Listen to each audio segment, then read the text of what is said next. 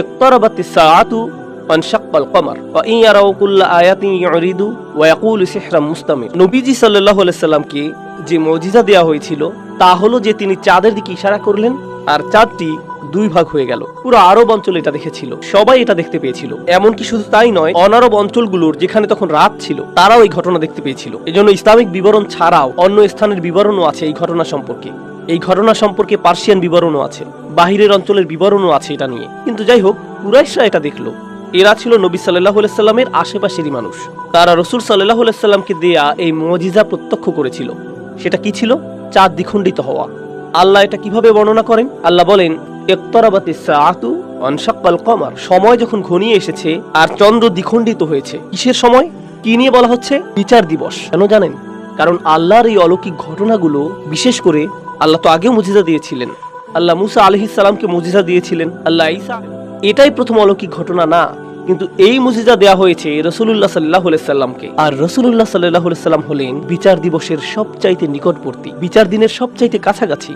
তাই তাকে যখন কোনো মুজিজা দেয়া হলো, আপনি বুঝে নেবেন যে অন্য যে কোনো নবীর চাইতে সেই সময় সবচাইতে নিকটে চলে এসেছে। এজন্যই তিনি বলেন, আন ওয়াসাকা হাতাইন, আমি আর সেই সময় হলো যেন পাশাপাশি দুটি আঙ্গুল, পাশাপাশি দুটো আঙ্গুল ধরুন। বিচার দিবসের এতটাই কাছাকাছি নবী সাল্লাল্লাহু আলাইহি সাল্লাম। এখন নবীজি সাল্লাল্লাহু আলাইহি সাল্লামকে একটি মুজিজা দেয়া হলো। আপনারা বলুন তো কোনটি?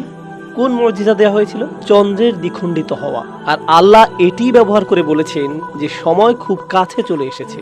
কিন্তু তিনি আরো বলেছেন, যেটা তিনি আগেই জানতেন, তিনি বলছেন, ইয়ারাউ কুল্লা আয়াতিন ইউরিদু, তারা যদি সম্ভাব্য সমস্ত মুজিজাও দেখতো তবুও তারা উপেক্ষা করত। চাঁদের দুই ভাগ হওয়া ভুলে যান। যদি আল্লাহ দুনিয়াটাও দুই ভাগ করে দেখাতেন তবু উপেক্ষা করত। ওয়া ইয়াকুলু সিহরুম মুস্তামির, তারা বলতো, এটা তো দেখি চলমান জাদু, কিভাবে সে করলো, এটা কি ধরনের জাদু, এটা তারা কি বলতো? জাদু। এখন পার্থক্যটা কি দেখুন। এখানের প্রত্যেকটি শব্দ আমাদের ভালোভাবে বুঝতে হবে। জাদু শব্দটি ব্যবহৃত হয় যখন আপনি কোনো কিছুকে কমন সেন্স দিয়ে সংজ্ঞায়িত বা ব্যাখ্যা করতে না পারেন। জাদুকে বিশ্বাস করা একরকম অদৃশ্যকে বিশ্বাস করার মতোই।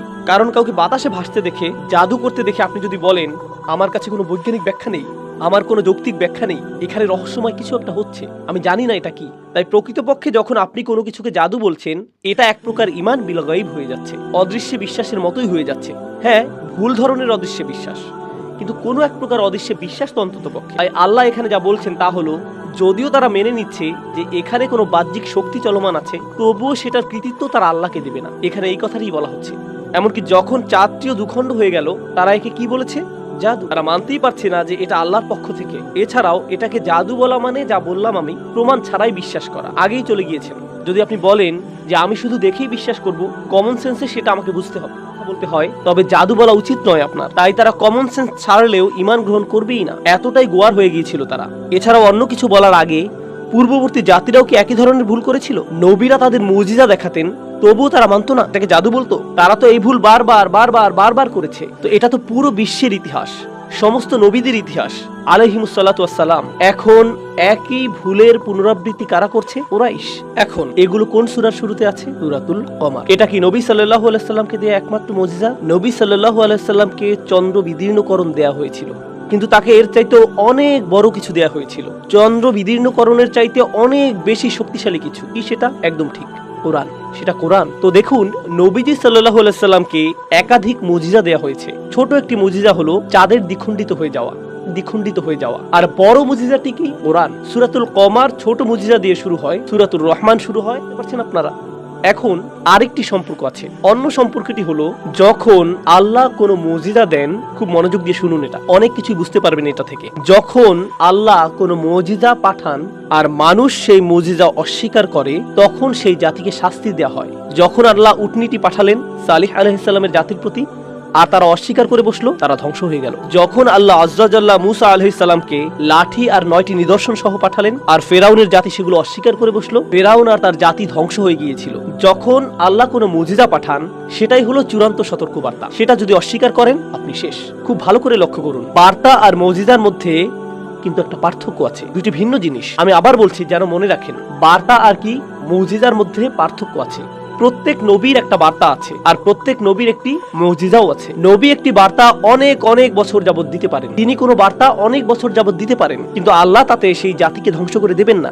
কিন্তু যখন নবীকে কোনো মুজিজা দেয়া হয় আর জাতি বলে যে আমাদের কিছুই যায় আসে না, এটা জাদু, মিথ্যা তাদেরকে কি ধ্বংস করা হয়। এখন আপনাদের একটি কঠিন প্রশ্ন করি, দেখুন উত্তর দিতে পারেন কিনা। কোন নবীকে রাসূল সাল্লাল্লাহু আলাইহি সাল্লামের আগে পাঠানো হয়েছিল? রাসূলুল্লাহর আগের শেষ জন, রাসূলুল্লাহর সবচেয়ে কাছের জন সাল্লাল্লাহু আলাইহি সাল্লাম কে ছিলেন? খুব ভালো, ঈসা আলাইহিস সালাম। ঈসা আলাইহিস সালামকে কি মুজিজা দেওয়া হয়েছিল? হ্যাঁ, তাকে মুজিজা দেওয়া হয়েছিল। তাকে নিয়ে শুধু একটি জিনিস বলি, তিনি তাকে বিশ্বাস করা অল্প কয়েকজন লোকের সাথে ছিলেন, আল হাওয়ারিয়ুন, অল্প কজন মানুষ। আর তারা বড় বিপদে আছে, কারণ বনু ইসরাইল তাদের বিরুদ্ধে মিথ্যা সাক্ষী দিয়েছে রোমান সাম্রাজ্যের কাছে, আর এখন তাদেরকে আসামি হিসেবে মনে করা হচ্ছে, এর জন্য তাদেরকে হত্যা করা হবে। তো তারা ভয়ে আছেন।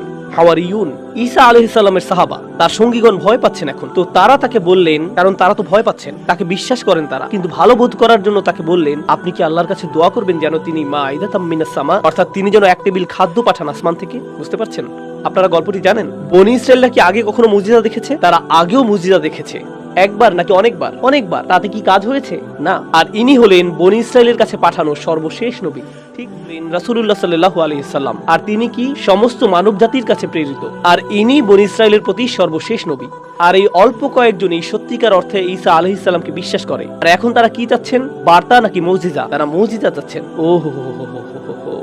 ঈসা আলাইহিস সালাম বললেন, ইত্তাকুল্লাহ, আল্লাহকে ভয় করো, তোমরা জানো না তোমরা কি চাচ্ছ। আর আল্লাহ আযজা জাল্লা উত্তর দিলেন, ইন্নী মুনাজ্জিলুহা আলাইকুম, তোমাদের তা পাঠাচ্ছি, আমি তোমাদেরকে এটা পাঠাচ্ছি, কিন্তু যদি এর পরে তোমরা অবিশ্বাস করো, ইন্নী উআযযিবুহু আযাবান লা উআযযিবুহু আহাদাম মিনাল আলামিন, তাহলে আমি তাকে এমন শাস্তি দেব যেই শাস্তি আমি না কোনো জাতিকে, না কোনো প্রজন্মে, এমনকি পুরো মানব জাতির ইতিহাসে কখনোই কাউকে দেয়নি। পুরো কোরআনে আযাব সম্পর্কে এই আয়াতের চাইতে রাগান্বিত আর কোনো আয়াত কোথাও নেই। শাস্তি নিয়ে এই আয়াতের চাইতে বড় কোনো আয়াতই নেই। কেন আল্লাহ এত রেগে গেলেন? কারণ আল্লাহ খুবই রাগ করেন যখন আপনি মুজিজা অস্বীকার করেন। এটা যেন তেন কোনো মুজিজা নয়, বনী ইসরাইলকে অনেক অনেক মুজিজা দেওয়া হয়েছিল, তাই তাদের তো দায়িত্ব, এজন্যই এই আয়াত এসেছিল। এটা কিন্তু খুবই ভয়ানক অপরাধ হয়ে যাবে। আচ্ছা, এখন চলুন ফিরে আসি রাসূলুল্লাহ সাল্লাল্লাহু আলাইহি সাল্লামের কাছে।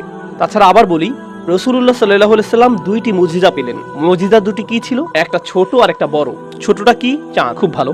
বড়টা কি ছিল? কোরআন। কিন্তু এখানে পার্থক্য আছে। আসুন কোরআন নিয়ে কথা বলি, কারণ এটাই হলো নবী সাল্লাল্লাহু আলাইহি সাল্লামের প্রধান মুজিজা, কোরআন। আপনারা কি অন্যান্য নবীদের কিছু মুজিজার নাম বলতে পারেন? পূর্ববর্তী নবীদের কোনো মুজিজা আপনাদের মনে আছে? মুসা আলাইহিস সালামের ব্যাপারে তাকে কি দেয়া হয়েছিল? তিনি লাঠি পেয়েছিলেন যেটা কি সাপ হয়ে যেত।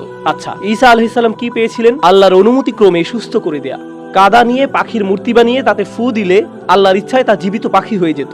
এগুলো হলো ঈসা আলাইহিস সালামকে দেয়া মুজিজার কিছু উদাহরণ। এগুলো ভালো উদাহরণ, কিন্তু আপনাদেরকে বলি, তখন যদি আমাদের ভিডিও ক্যামেরা থাকতো, যদি আমাদের থাকতো সেগুলো, তাহলে এইসব মুজিজা ইউটিউবে পেতাম, তাই না? আর যদি আসলেই ভিডিও ক্যামেরা থাকতো, তাহলে আমরা এখন মুজিজাগুলো দেখতে পেতাম। কিন্তু আমাদের কি তখন ক্যামেরা ছিল? না। তাই আমরা এইসব মুজিজা আর দেখি না।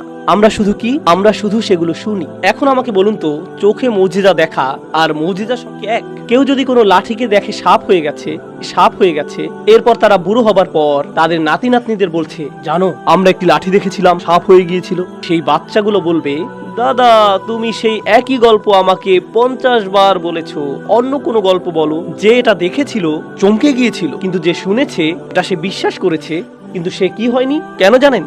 কারণ যারা দেখেছিল তাদের কাছে অলৌকিক ছিল, আর যারা এটা শুনেছে তাদের কাছে সেটা শুধুই একটা বার্তা। মনে আছে আপনাদেরকে দুইটি জিনিস বলেছিলাম, বার্তা আর অন্যটি হলো অলৌকিকতা। যেসব মানুষ পরে এসেছে তাদের কাছে এটা আর অলৌকিক নয়, আর বার্তার বিষয় হলো আপনাকে শুধু বিশ্বাস করতে হবে। আর অলৌকিকের ক্ষেত্রে যেই তা দেখবে তাকে বলতেই হবে, কি ঈমান না আনলেও তাদেরকে বলতে হবে জাদু, তাদের কোনো অবাক করা কিছু বলতেই হবে। কিন্তু বার্তার ব্যাপারে আপনি বিশ্বাস করতেও পারেন, আবার নাও করতে পারেন। তো নবীজি সাল্লাল্লাহু আলাইহি সাল্লামের সমস্ত মুজিজার ক্ষেত্রে সেগুলো চোখে দেখতে হতো, চোখে দেখা লেগেছে। তারা হলো যারা তখন বেঁচে ছিল। এমনকি তাদের নিজেদের সন্তানদের বেলায়ও এগুলো মুজিজা ছিল না, এগুলো শুধুই কি ছিল? বার্তা। পার্থক্যটা বুঝতে পারছেন?